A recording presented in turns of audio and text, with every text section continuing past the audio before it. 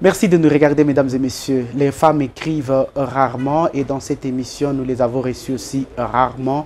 Mais là n'est pas un cadre général. Il y a toujours d'exceptions. Nous faisons un hommage particulier à Madame Nelly Banzé Kateng Pascaline, passée dans cette émission avec plusieurs de ses ouvrages. Hommage à Maryse Mandaïla, hommage à Tegra Yav. Et aujourd'hui, nous vous présentons une jeune louchoise, écrivaine ou alors auteur, avec un sujet aussi frappant, un sujet aussi grand, un sujet aussi puissant, un sujet qui anime le débat et qui ne cessera d'animer le débat, talentueuse et visionneuse. Merci beaucoup d'être là, Jaël Mbouya. Merci beaucoup à vous aussi de me recevoir et le plaisir est vraiment partagé. Les femmes écrivent rarement, mais vous avez écrit trop tôt, à l'âge de 15 ans, et vous avez écrit sur le chemin piégé, le destin caché. Ouais. Alors déjà, j'ai envie de savoir, Jaël, de tous les thèmes qui existent et sur lesquels on peut écrire aujourd'hui. Pourquoi avez-vous choisi d'écrire sur le destin caché, le chemin piégé, avec ces thèmes sous-entendus que je vous laisse d'ailleurs le temps de nous l'expliquer? Le thème sous-entendu est le mariage retardé. La plupart de jeunes filles, de jeunes femmes se culpabilisent parce qu'elles ne sont pas mariées. Et du coup, moi d'abord, je m'étais étonnée parce que le mariage n'est pas vraiment la finalité de toute chose. Ce qui est la finalité, c'est d'être heureux. Il y a de jeunes femmes qui peuvent être heureuses dans plusieurs choses, comme par exemple être heureuse dans les études, être heureuse dans, je ne sais pas, dans beaucoup de choses. Et voilà que moi, je m'étais occasionnée seulement sur ça parce que vraiment, ça m'avait étonnée, j'étais époustouflée. Et du coup, quand j'étais en train d'écrire cette histoire-là, c'était une histoire juste comme ça. Moi, je ne savais pas que non, ça devrait être ça. Je n'avais même pas les thèmes en tête. Et puis, ça m'était juste venu comme ça que non, je devrais mettre le chemin piégé, le destin caché, qui est sous-entendu comme thème le mariage retardé. Alors, si je comprends bien, comme vous l'aviez dit, il y a plusieurs sujets aujourd'hui qui intéressent la société. Il y a le problème des changements climatiques, il y a le problème de la scolarité de femmes, il y a le problème d'analphabétisation, il y a le problème d'insécurité. Mais vous avez pris tout votre temps pour observer et vous êtes tombée amoureuse, je dirais, de cette question, la question du mariage. Oui. Et vous vous êtes décidé d'écrire sur le mariage. Oui, parce que le mariage, comme je vous ai dit que non, certaines filles, certaines femmes ont en tête que non, le mariage c'est ça la finalité. Selon moi, je trouve que le mariage ce n'est pas la finalité. La finalité de toute chose c'est d'être heureux, heureuse dans la vie. Et puis, bon, les titres, comme je vous ai dit, le chemin piégé, le destin caché, ça allait déjà de pas à pas avec le thème. Oui.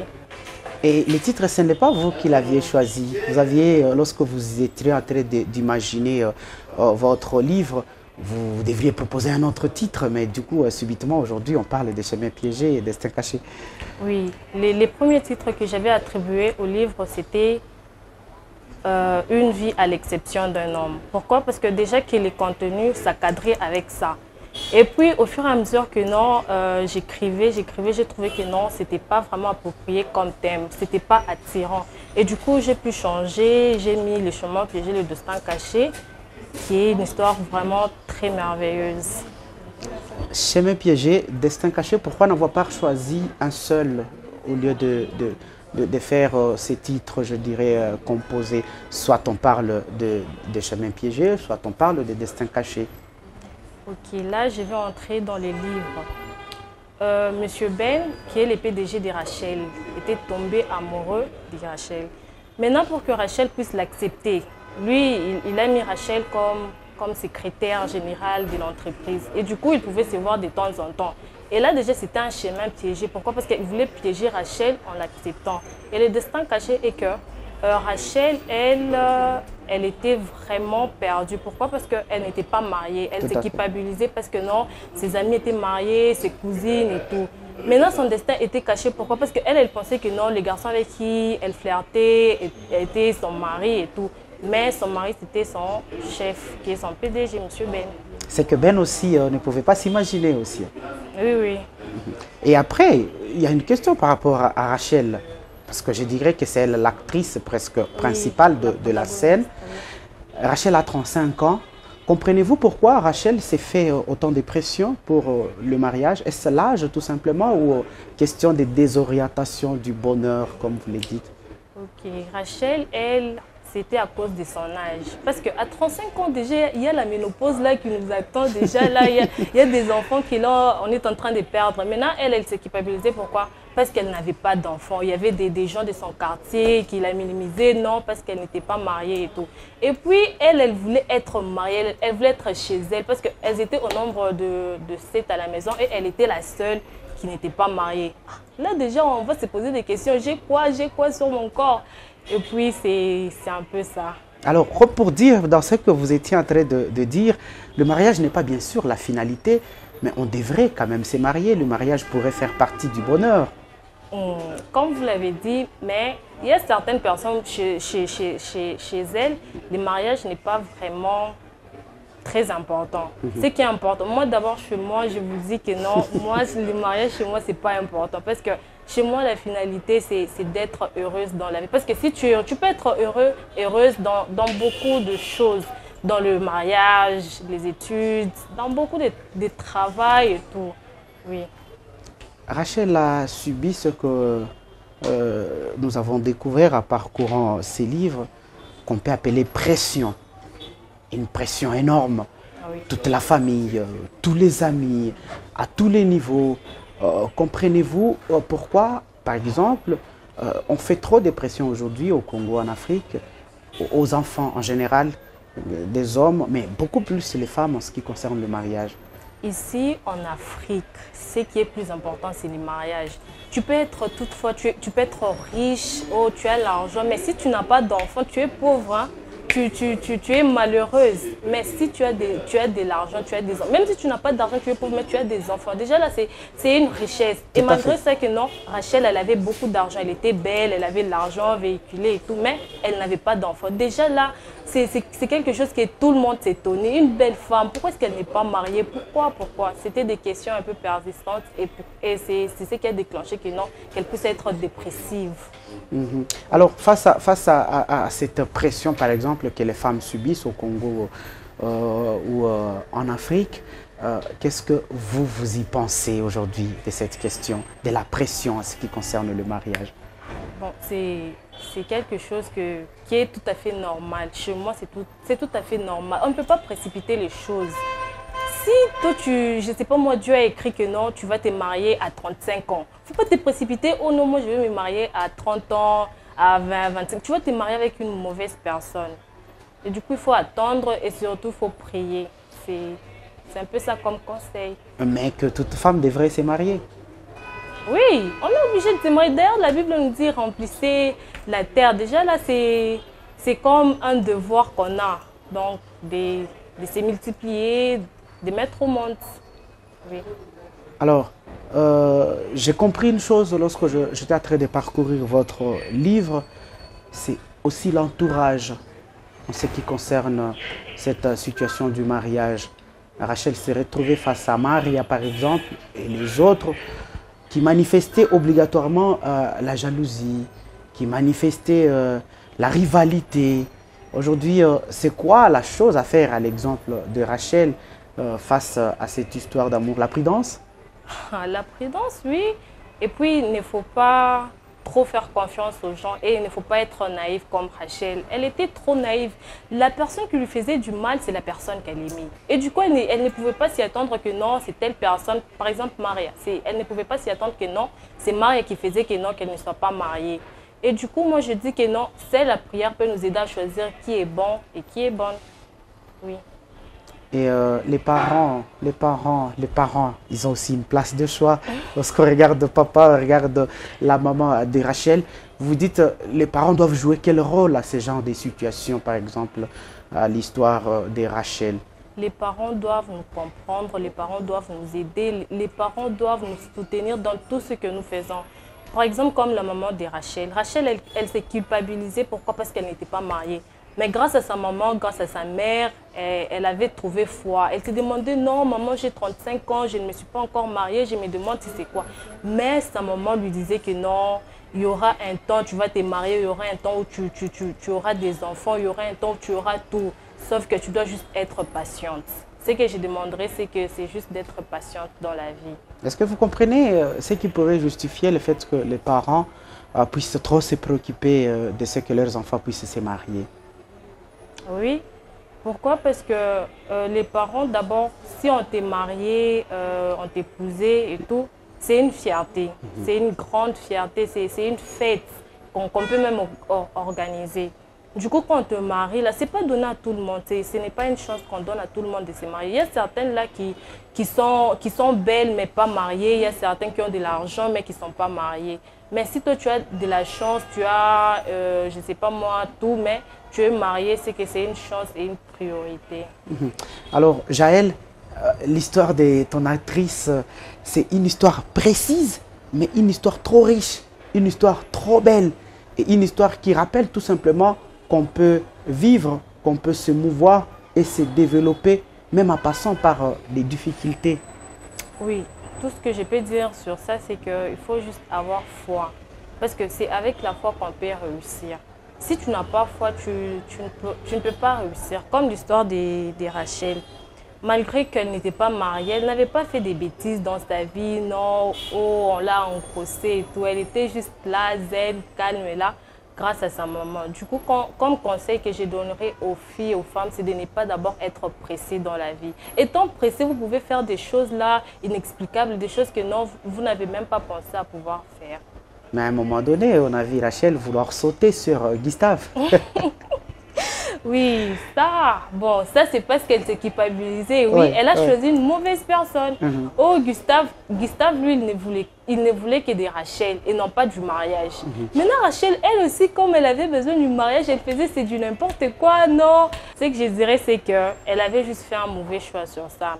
Et grâce à sa meilleure amie, qui est bien sûr Aurélie, tout à fait. Oui, elle a aidé Rachel dans de bonnes choses et de bonnes situations. D'ailleurs, à ce sujet, comme pour dire, on doit être bien entouré.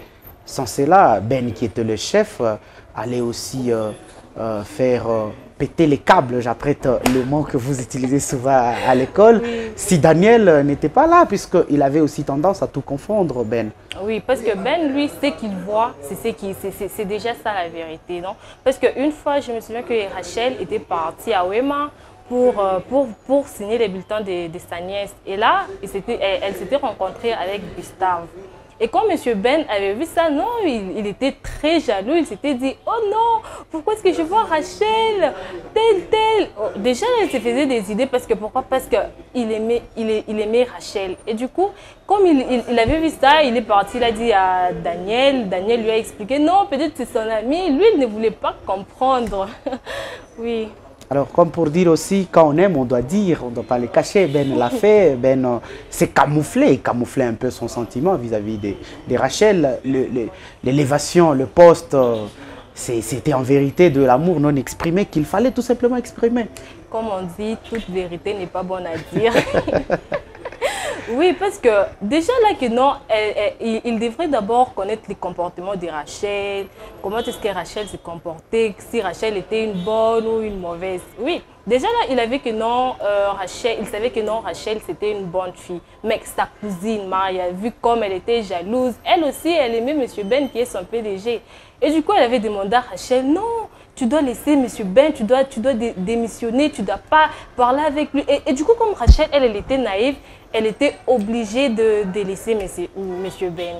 Malheureusement, que l'histoire ne s'est pas terminée sur le fait de se laisser, parce qu'après le pire, il y a le meilleur et Rachel y a accédé. Oui. Donc, le bonheur de Rachel, c'était de passer par des chemins, comment dire, périlleux, oui, d'obstacles, d'embûches. Oui, c'est ça.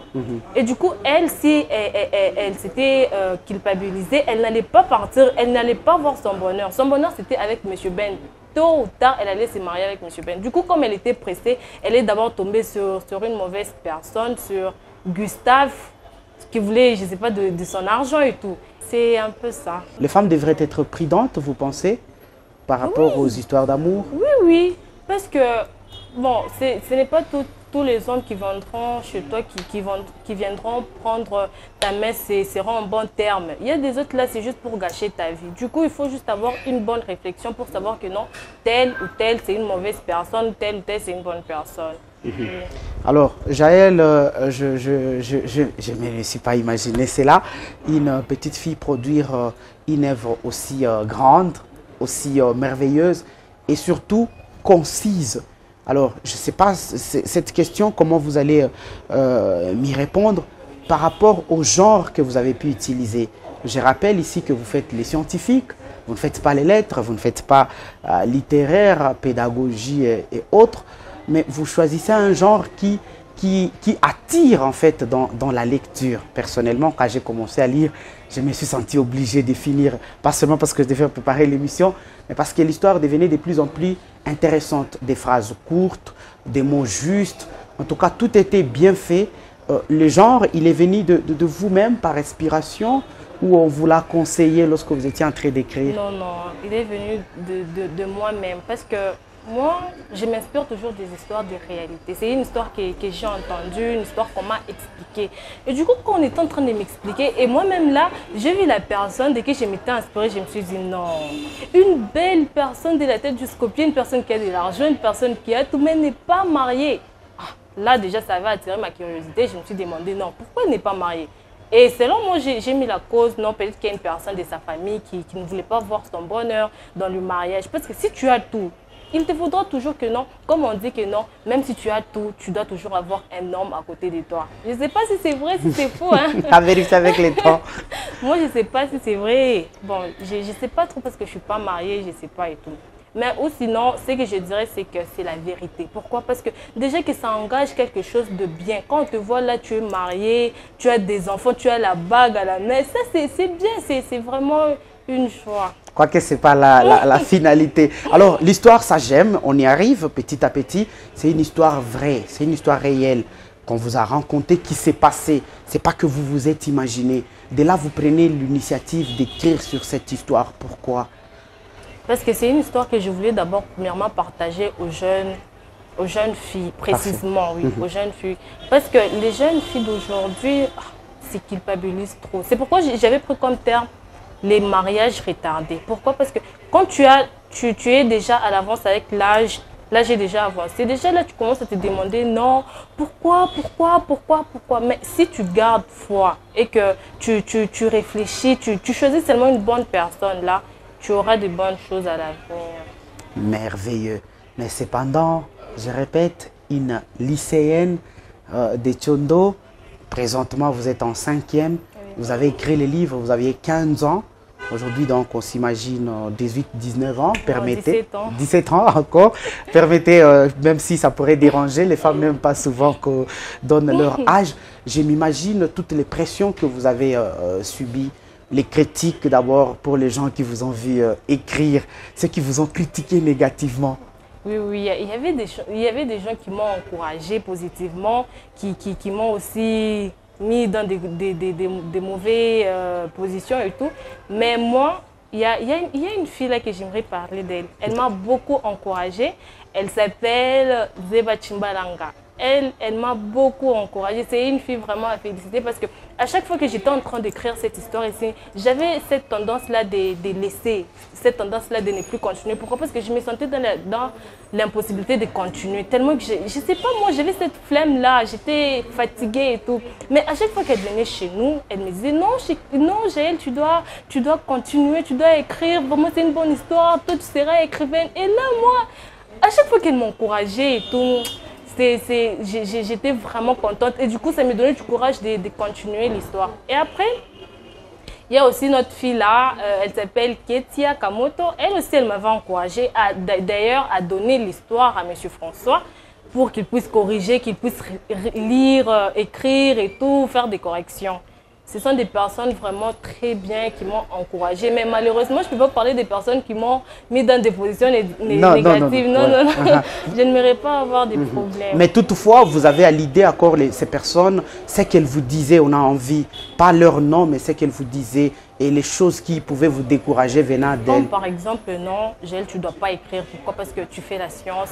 Tu ne dois pas écrire parce que tu es encore petite. Tu ne dois pas écrire parce que tu dois d'abord étudier au nom. Donc, c'était des situations où je me sentais dans l'incapacité de continuer d'écrire. Oui.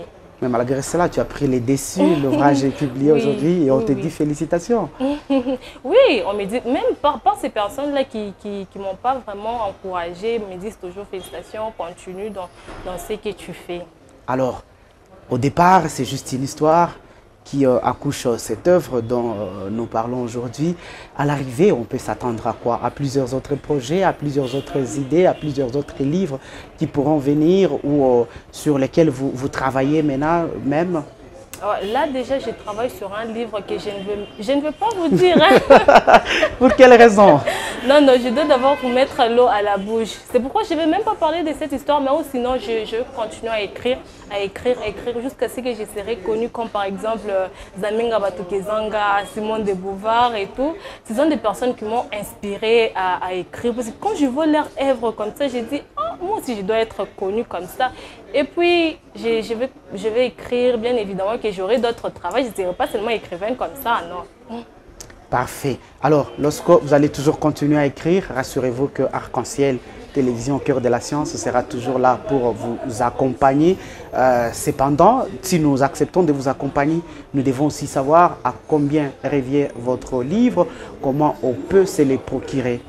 Les livres se vendent à la librairie de Saint-Paul sur l'avenue Lomami à Lubumbashi au prix de 10 000 francs. Et pourquoi on devrait acheter ces livres? Parce que c'est un livre qui enseigne. Par exemple, sur les mariages, oui, ça enseigne. Surtout sur la jeune fille. Bon, même vous les jeunes, les jeunes hommes et tous les jeunes garçons, vous pouvez payer, mais c'est surtout sur la jeune fille.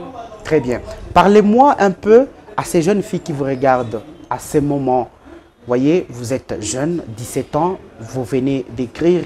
Et pas aujourd'hui, vous venez d'écrire, il y a de cela 3 ans, nous parlons donc d'une œuvre que vous avez publiée il y a 3 ans. Comme pour dire, la jeune femme d'aujourd'hui ne peut pas passer tout son temps à regarder que les séries, à écrire aussi. Oui, moi, d'abord, les conseils que je donnerais à propos du livre, c'est de ne pas se culpabiliser, toi, jeune fille. Tu vois tes amis se marier. C'est leur chance. Mais toi, là, tu dois d'abord être patiente. Et ce que je dirais, c'est que mon livre, là, c'est un bon livre. Donc, si vous en payez, vous aurez aussi des bénéfices. Ce n'est pas dire que non, elle écrit des livres, je ne sais pas, des bandes dessinées. Parce que ce que j'avais écrit ça avec amour. Oui. Alors, c'est presque la fin de l'émission, à moins que vous ayez un mot de la fin en termes de résumé pour cette émission, pour votre livre. Oui. Ce que je dirais, c'est que je suis vraiment contente de passer à Arc-en-Ciel TV et merci beaucoup de m'avoir accepté et merci à toutes ces personnes qui m'ont encouragée, qui m'ont soutenue et même découragée, bien sûr, je vous remercie. Parfait. Alors, à 14-15 ans, Jaël Mbouya a publié ce livre qui a fait l'objet de notre émission. C'est une jeune dame, je l'ai dit, les femmes écrivent rarement, surtout en République démocratique du Congo. Elle n'est même pas encore femme, elle est une jeune fille, elle vient d'écrire. Je vous prierai donc de vous procurer ces livres. Il est meilleur au niveau de Mediapol, vous allez l'apprécier, c'est 10 000 francs. Elle n'est pas la seule. Comme je l'ai commencé dès le début de cette émission, à travers elle, j'ai vu toutes ces femmes braves qui écrivent sur la ville. Maryse Mandaïla, Nelly Banzekateng, Pascaline, Tegra Yav. Mais on pense aussi à tous ceux-là qui ont écrit à leur jeune âge, comme pour vous dire, fidèles téléspectateurs, que l'âge ne peut pas vous limiter. Vous pouvez vous inspirer, vous pouvez écrire. Je pense à Maître Jérémy Madiela Bena, qui, à l'âge de 14 ans, avait déjà écrit. Je pense au professeur qui a écrit à NIFA ou même en affaires, l'actuel doyen, l'actuel chef du département plutôt du département des sciences de l'information et de la communication de l'université de Lubumbashi, prof Fabien. Alors, merci à vous de nous avoir regardé. Vous pouvez retrouver cette émission sur YouTube, Arc-en-Ciel RTV officiel. Au revoir.